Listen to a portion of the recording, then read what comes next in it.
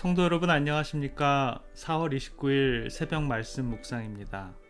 누가복음 7장 11절부터 17절에 있는 말씀입니다. 그 후에 예수께서 나인이란 성으로 가실새 제자와 허다한 무리가 동행하더니 성문에 가까이 오실 때 사람들이 한 죽은 자를 메고 나오니 이는 그 어미의 독자요 어미는 과부라. 그 성에 많은 사람도 그와 함께 나오거늘 주께서 과부를 보시고 불쌍히 여기사 울지 말라 하시고 가까이 오사 그 관에 손을 대시니 맨 자들이 서는지라. 예수께서 가라사대 청년아 내가 너에게 말하노니 일어나라 하시매 죽었던 자가 일어앉고 말도 하거늘 예수께서 그의 어미에게 주신대 모든 사람이 두려워하며 하나님께 영광을 돌려 가로되 큰 선지자가 우리 가운데 일어나셨다 하고 또 하나님께서 자기 백성을 돌아보셨다 하더라. 예수께 대한 이 소문이 온 유대와 사방에 두루 퍼지니라. 가버나움에서 32km 이상 떨어진 넓고 아름다운 에스드렐렌 평지를 내려다 볼 수 있는 고원에 나인이라는 동네가 있었습니다. 예수님의 일행이 나인성 가까이 오실 때 사람들이 한 죽은 자를 메고 나왔습니다. 유대인들은 사람이 죽으면 유난스럽게 슬퍼하고 곡을 하는 자와 피리를 부는 자들을 고용해서 울고 피리를 붑니다. 유대인의 장례식은 우리나라와 장례식과 비슷한데요. 온 동네가 떠들썩한 행사가 됩니다. 이들은 사람이 죽으면 베옷을 입고요. 큰 소리로 곡을 하며 옷을 찢기도 하고요. 또는 흙이나 재를 머리에 끼얹고 곡을 하기도 합니다. 또 어떤 이들은 자기의 살을 베어서 상처를 내기도 했다라고 합니다. 그리고 피리를 부는 자들을 데려다가 피리를 불며 그들의 슬픔을 표현하기도 했지요. 장례 때 피리 부는 자와 가까운 가족과 친척들은 상여 앞에 가며 곡을 하고 또 상여 뒤에서 곡을 하는 사람들이 뒤를 따르고 울고 조가를 부르는 사람들이 따랐습니다. 그런데요, 그날은 장례 행렬 말고 또 다른 행렬이 있었습니다. 한 행렬은 나인성으로 들어가는 행렬이고요.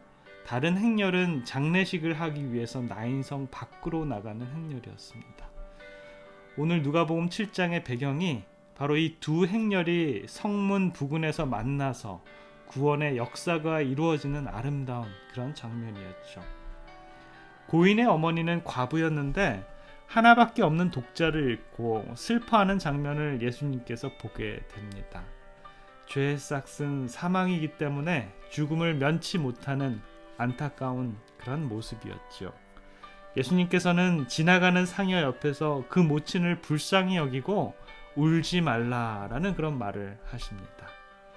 여러분의 마음에 두려운 마음이 있으십니까? 이사야 41장 10절에 두려워 말라 내가 너와 함께함이니라. 놀라지 말라 나는 내 하나님이 됨이니라. 내가 너를 굳세게 하리라. 참으로 너를 도와주리라. 참으로 나의 의로운 오른손으로 너를 붙들리라. 주님께 우리의 마음을 맡겨두시면 우리는 두려움이 없습니다. 여러분 마음에 근심하는 마음이 불일듯 물려오십니까? 요한복음 14장 1절에 보면 마음에 근심하지 말라 하나님을 믿으니 또 나를 믿으라 라는 말씀이 있습니다. 예수님께 근심 대신 믿음의 씨앗을 뿌려 놓으십시오. 아니면 우리 중에 어떤 분들은 늘 걱정과 염려를 하십니까? 베드로전서 5장 7절에 보면 너희의 염려를 다 주께 맡기라. 이는 저가 너희를 권고하심이니라. 슬픔도 두려움도 근심도 걱정과 염려도 우리 주님께서 다 해결해 주신다라고 하십니다. 오늘 하루의 삶 속에서 이런 모든 것들을 하나님께 맡기고 하나님을 의지하시는 그러한 하루가 되시기를 간절히 기원합니다. 예수님께서는요 참으로 슬픔에 잠겨있는 이 여인에게 울지 말라고만 하진 않으셨습니다. 장래 행렬과 맞섰던 예수님의 행렬이 이제는 죽음에서 부활로 슬픔에서 환희로 바꾸는 그러한 역사가 일어날 것입니다. 주님께서 그 청년을 향해서 일어나라 라고 명령하실 때 죽은 과부의 아들은 그 음성을 듣고 즉시 일어났습니다. 예수님께서는 한때 그 백성들에게 죽음에 대해서 이렇게 말씀하셨습니다. 요한복음 5장 25절부터 29절에 보면 진실로 진실로 너에게 이르노니 죽은 자들이 하나님의 아들의 음성을 들을 때가 오나니 곧 이때라. 듣는 자는 살아나리라. 아버지께서 자기 속에 생명이 있음같이 아들에게도 생명을 주어 그 속에 있게 하셨고 또 인자됨을 인하여 심판하는 권세를 주셨느니라. 이를 기이 여기지 말라. 무덤 속에 있는 자가 다 그의 음성을 들을 때가 오나니 선한 일을 행한 자는 생명의 부활로 악한 일을 행한 자는 심판의 부활로 나오리라. 이 말씀은 곧 나인성 과부의 아들이 살아나리라 라는 그런 음성이었고요. 또 나중에 있을 예수님께서 다시 재림하신 후에 사람들을 향해서 깨어라 할 때 무덤 속에서 깨어서 그분의 음성을 듣고 생명의 부활로 일어나는 많은 그러한 의인들이 부활을 상징하기도 합니다.